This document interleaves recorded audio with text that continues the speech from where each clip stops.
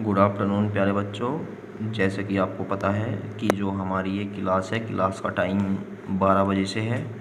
ठीक है, तो सबसे पहले कल हमने क्या टॉपिक कराया था आपका, ये मानव नेत्र करा दिया था, यानी मानव नेत्र की संरचना।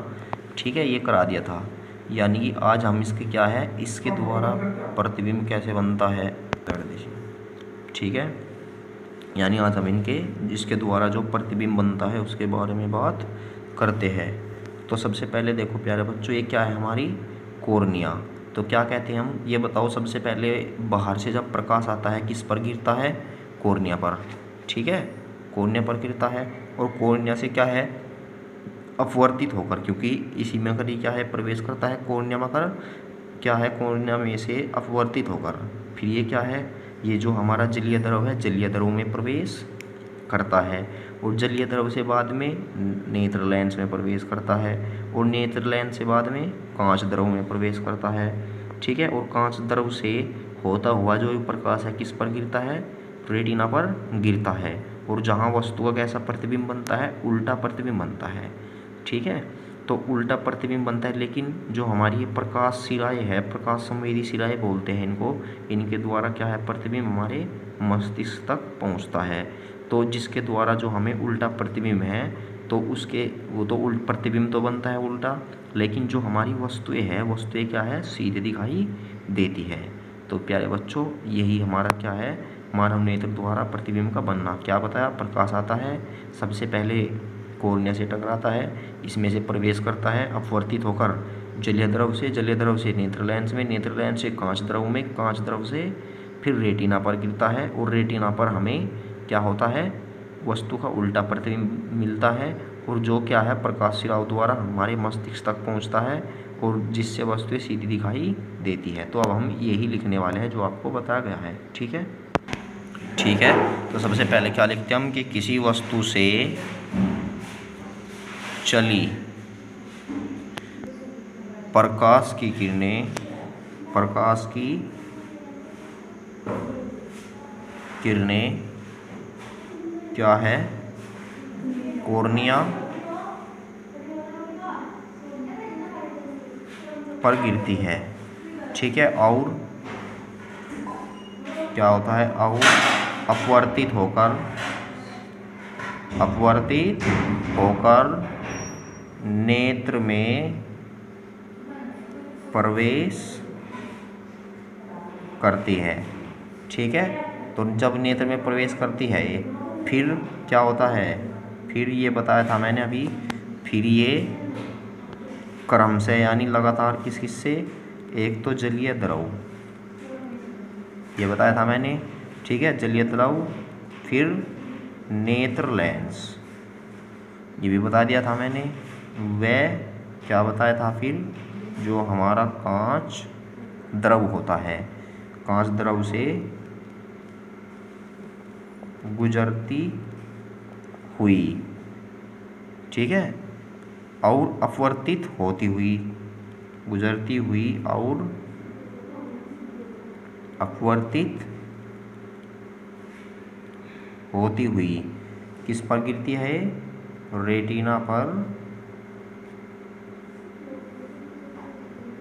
गिरती है। ठीक है प्यारे बच्चों, अरे रेटिना पर जब ये गिरती है तो हमें क्या मिलता है, जहाँ वस्तु का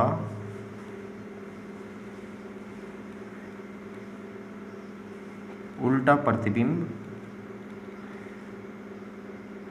बनता है। ठीक है, और जब यहाँ पर उल्टा प्रतिबिंब बनता है तो क्या होता है, जो रेटिना की क्या है संवेदी, यानी रेटिना की ये होती है प्रकाश संवेदी शिराएं, क्या कहते हैं इन्हें, प्रकाश संवेदी शिराएं। ठीक है, द्वारा जो प्रतिबिंब है, ठीक है, प्रतिबिंब का ज्ञान मैंने बताया था किस तक पहुंचता है, हमारा ये मस्तिष्क तक पहुंचता है। ठीक है। और अनुभव से बनी क्या है, अनुभव से बनी आदत के कारण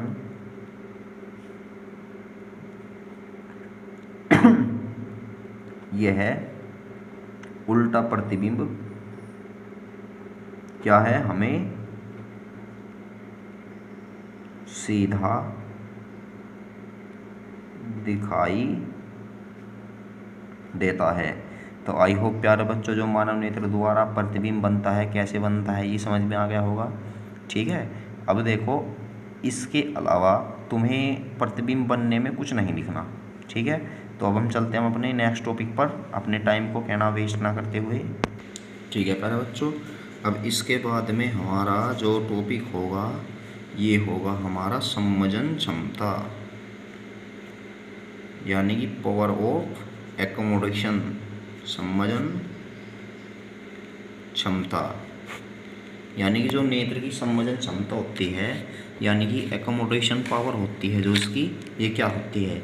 अब हमें पता है कि जो हमारी नेत्र है, ठीक है, नेत्र क्या है, उसकी फोकस दूरी बढ़ सकती है और घट भी सकती है, क्योंकि घटना और बढ़ने में क्या होता है, जब फोकस दूरी घटती या बढ़ती है उसमें दोष आ जाते हैं, निकट दृष्टि और दूर दृष्टि। ठीक है। तो सबसे पहले जो हमारी संवजन क्षमता है क्या होती है, सबसे पहले देखो, यानी कि संवजन क्षमता ये होती है कि यदि हमारे पास क्या है, दूर, यानी कि हमारी क्या है, आंखें हैं। ठीक है, आंखें हैं और दूरी पर क्या है, भिन्न भिन्न दूरी पर दो वस्तुएं रखी है। यदि हमारी आंखें क्या है, फोकस दूरी को बदलकर इन्हें क्या है, स्पष्ट रूप से देख लेती है, तो यही क्षमता क्या कहलाती है, हमारी संवजन क्षमता कहलाती है। या हम ये भी कह सकते हैं कि नेत्र लेंस की फोकस दूरी का इस प्रकार बदल जाना जिससे अलग अलग दूरी पर रखी वस्तु को देख पाना संभव हो, नेत्र की संवजन क्षमता कहलाती है। तो प्यारे बच्चों, संवजन क्षमता आपको समझ में आ गया होगा क्या होता है। ठीक है। तो क्या बताई मैंने, संवजन क्षमता कि नेत्र लेंस की फोकस दूरी, नेत्र लेंस की फोकस दूरी का इस प्रकार बदल जाना, ठीक है, इस प्रकार बदल जाना जिससे भिन्न भिन्न दूरी पर रखी वस्तु को देख पाना संभव हो पाता है। ठीक है, यही क्या कहलाती है, हमारी नेत्र की संवजन क्षमता कहलाती है। तो सिंपल सी लैंग्वेज में लिख दी मैंने। ठीक है, क्या होती है कि नेत्र लेंस की फोकस दूरी का इस प्रकार बदल जाना यदि अलग अलग दूरी पर जो वस्तुएं रखी है उन्हें देख पाना संभव हो, यही हमारी क्या कहलाती है, संवजन क्षमता कहलाती है। ठीक है मेरे बच्चों, अब इसके बाद में चलते हैं हम अपने टॉपिक पर कि टॉपिक क्या है हमारा अगला। और एक बात और प्यारे बच्चों, ये नोट में लिख देता हूँ कि जब भी हमें नेत्र लेंस के बारे में न्यूमेरिकल दी जाते हैं, यानी नेत्र के बारे में न्यूमेरिकल दी जाते हैं, तो उसमें हम हमेशा लेंस के सूत्र का प्रयोग करते हैं, यानी 1/f बराबर 1/v माइनस के 1/u। तो ये भी ध्यान रखें कि हमेशा जो मानव नेत्र होते हैं, हमारी मानव नेत्र में हम हमेशा लेंस के सूत्र का प्रयोग करते हैं। तो आई होप प्यारे बच्चों समझ में आ गया होगा। तो अब हम चलते हैं हम अपनी नेक्स्ट टॉपिक पर कि नेक्स्ट टॉपिक क्या है हमारा। ठीक है, इससे अगला पॉइंट लिखना हमें दूर बिंदु, यानी किसी भी जो वस्तु है या नेत्र के लिए दूर बिंदु क्या होता है। देखो, दूर बिंदु क्या होता है, यानी दूर बिंदु वह होता है जिसे जो हमारी नेत्र है अपनी जो उसकी संवजन क्षमता होती है उसे लगाए बिना ही वह जहाँ तक देख सकती है। ठीक है, यानी दूर बिंदु क्या होता है, देखो पहले बच्चों, सबसे पहले कि वह दूरतम बिंदु, क्योंकि दूर बिंदु नाम आ रहा है इसमें, तो वह है दूरतम बिंदु। दूरतम बिंदु का मतलब है कि ये दूर से दूर, ठीक है, जिसे जो हमारी नेत्र होती है, नेत्र बिना समजन क्षमता के क्या होता है, बिना समजन क्षमता के देख सकती है। तो ये क्या कहलाता है हमारा, ये कहलाता है सामान्य नेत्र के लिए यह बिंदु दूर बिंदु कहलाता है। क्या कहलाता है, दूर बिंदु कहलाता है। आई होप दूर बिंदु समझ में आ गया होगा, ठीक है। क्योंकि जो हमारी समझन क्षमता होती है, एक बार रिवीजन कर लो, क्या होता है, ये होता है कि जो हमारी नेत्र लेंस है उसकी फोकस दूरी का इस प्रकार बदल जाना जिससे अलग अलग बिंदुओं पर रखी वस्तुओं के प्रतिबिंब देख पाना संभव हो, ठीक है। अब जो दूर बिंदु होता है इसमें क्या है, न तो हमारी फोकस दूरी बदलती ना ही कुछ होता, तो क्या है कि इसमें बिना समझन क्षमता के ही जो वस्तु को देख लेता है, ठीक है। तो सामान्य नेत्र के लिए वह दूर बिंदु कहलाता है, यानी कि वह दूरतम बिंदु जिसे नेत्र बिना समझन क्षमता के देख सकती है। सामान्य नेत्र के लिए यह बिंदु दूर बिंदु कहलाता है। और एक बात और है, जो हमेशा दूर बिंदु होता है ये होता है हमारा कहाँ तक, अनंत पर, ठीक है। यानी कि दूर बिंदु जो होता है क्या होता है, यह बिंदु जो सामान्य नेत्र होती है, क्या होती है, सामान्य नेत्र के लिए अनंत पर होता है। तो दूर बिंदु का मतलब है, देखो बेटा, जब भी तुम्हें न्यूमेरिकल में दूर बिंदु की बात आए तो अनंत लेना है वहाँ पर, ठीक है। अनंत से रिलेटेड होगा दूर बिंदु, ठीक है। इसके बाद में आता है हमारा निकट बिंदु। देखो ऑब्जेक्टिव का क्वेश्चन ये भी बन जाता है कि स्पष्ट दृष्टि के लिए, ठीक है, दूर बिंदु कहाँ पर होता है, तो कहाँ पर होता है, अनंत पर। अब आता है हमारा निकटतम बिंदु। देखो इसमें तो था हमारा कि जो हमारी नेत्र है वो समझन क्षमता लगाकर वस्तु को देख सकती थी, लेकिन नहीं, मतलब बिना समझन क्षमता के वस्तु को देख सकती थी। लेकिन जो निकट बिंदु है, निकट बिंदु क्या है कि इसमें जो हमारी नेत्र है वो अधिक से अधिक संवेदन क्षमता लगाकर जहाँ तक वस्तु को देख सकती है, वह बिंदु क्या कहलाएगा हमारा, उसका निकट बिंदु कहलाएगा। आई होप समझ में आ गई होगी ये बातें। तो क्या लिखते हैं हम इसमें, देखो प्यारे बच्चों, कि वह निकटतम बिंदु, वह निकटतम बिंदु क्या होता है, जिसे नेत्र अपनी समझन क्षमता, ठीक है, अधिक से अधिक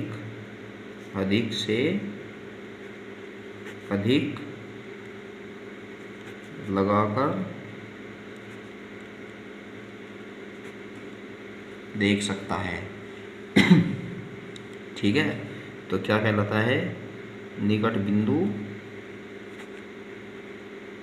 कहलाता है। तो समझ में आ गया होगा पहले बच्चों कि जब नेत्र क्या है, समझन क्षमता अधिक से अधिक लगाकर किसी वस्तु को देखती है, तो वह या वस्तु कह लो या बिंदु कह लो, तो किसी बिंदु को देखती है तो वो बिंदु कहलाता है हमारा निकट बिंदु कहलाता है, ठीक है। और जिसमें बिना समझन क्षमता की वस्तु को देखती है वो हमारा दूर बिंदु कहलाता है।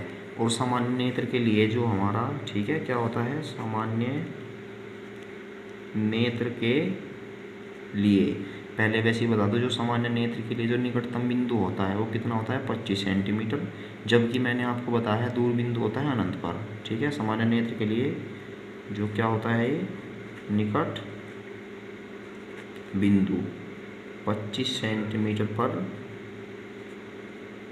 होता है, ठीक है। तो प्यारे बच्चों समझ में आ गया होगा। तो अब हम चलते हैं अपने नेक्स्ट टॉपिक पर। क्या है हमारा वो टॉपिक, अब हमारा जो टॉपिक आता है ये आता है स्पष्ट दृष्टि की न्यूनतम दूरी। तो प्यारे बच्चों ये बहुत ही इंपॉर्टेंट क्वेश्चन है, यहाँ से ऑब्जेक्टिव का क्वेश्चन बन जाता है। क्या आता है कि स्पष्ट दृष्टि की जो न्यूनतम दूरी होती है कितनी होती है, ठीक है। तो कितनी होती है, पहले वैसे ही बता दूँ आपको, ये होती है हमारी 25 सेंटीमीटर, जब भी आपको स्पष्ट दृष्टि की न्यूनतम दूरी पूछी जाए तो आपको 25 सेंटीमीटर पर टिक करना है या 0.25 मीटर। ठीक है, तो इसके बाद में चलते हम अपने जो टॉपिक अब मैंने अभी लिखा है। तो क्या होता है, अभी सबसे पहले आप ये बताओ, मैंने निकट बिंदु लिखा है कि जिसे वस्तु क्या है अधिक से अधिक क्षमता लगाकर देख सकती है, तो निकट बिंदु की डेफिनेशन लिखवा दी। और हमारे पास क्या है, नेत्र है। तो सबसे पहले प्यारे बच्चों, जो स्पष्ट दृष्टि की न्यूनतम दूरी होती है, ये क्या होती है, यानी जो हमारी नेत्र होती है, नेत्र से और निकट बिंदु के बीच की दूरी क्या होती है, स्पष्ट दृष्टि की न्यूनतम दूरी होती है। तो पता लग गया होगा प्यारे बच्चों क्या होती है। तो लिख दे से अब क्या लिखना है इसमें लिखना है कि नेत्र से निकट बिंदु तक की दूरी क्या होती है, नेत्र से निकट बिंदु तक की दूरी को, ठीक है, स्पष्ट यह होगी दूरी को क्या कहते हैं हम, स्पष्ट दृष्टि की न्यूनतम दूरी कहते हैं। और स्वस्थ क्या होती है हमारी, स्वस्थ आँख के लिए, ठीक है, जो हमारी स्पष्ट, इम्पोर्टेंट क्वेश्चन है भी, स्पष्ट दृष्टि की जो न्यूनतम दूरी होती है, कितनी होती है अभी बताई थी, न्यूनतम दूरी कितनी होती है, 25 सेंटीमीटर होती है। तो आई होप प्यारे बच्चों यहाँ तक आपकी सभी की समझ में आ गया होगा कि स्पष्ट दृष्टि की न्यूनतम दूरी क्या होती है, निकट बिंदु क्या होता है, दूर बिंदु क्या होता है। और जिसकी अब भी समझ में ना आया हो वो क्या है, वीडियो को एक बार पुनः देखें, समझ में आ जाएगा जहाँ तक मुझे लगता है। तो अब हम चलते हैं अपने नेक्स्ट टॉपिक पर। नेक्स्ट टॉपिक हमें क्या करना है अब प्यारे बच्चों, इसके बाद में आते हैं हमारे जो नेत्र में दोष होते हैं, ठीक है, यानी कि मानव नेत्र में जितने भी दृष्टि दोष होते हैं। तो अब हमारी जो हेडिंग होगी क्या होगी, वो ये होगी मानव नेत्र में दृष्टि दोष। तो प्यारे बच्चों, सबसे पहले आपको मैं बता देता हूँ कि जो मानव नेत्र में दृष्टि दोष होते हैं ये कितने प्रकार के होते हैं। देखो ये हमारे कितने 5 प्रकार के होते हैं, ठीक है। कौन कौन से होते हैं, सबसे पहले लिख दूँ कि जो हमारे, यानी कि पहले वैसी हेडिंग बना देते हैं कि मानव नेत्र में निम्नलिखित दोष होते हैं। तो कौन कौन से दोष होते हैं प्यारे बच्चों, सबसे पहले देखो, सबसे पहला जो हमारा दोष होता है वो क्या होता है, निकट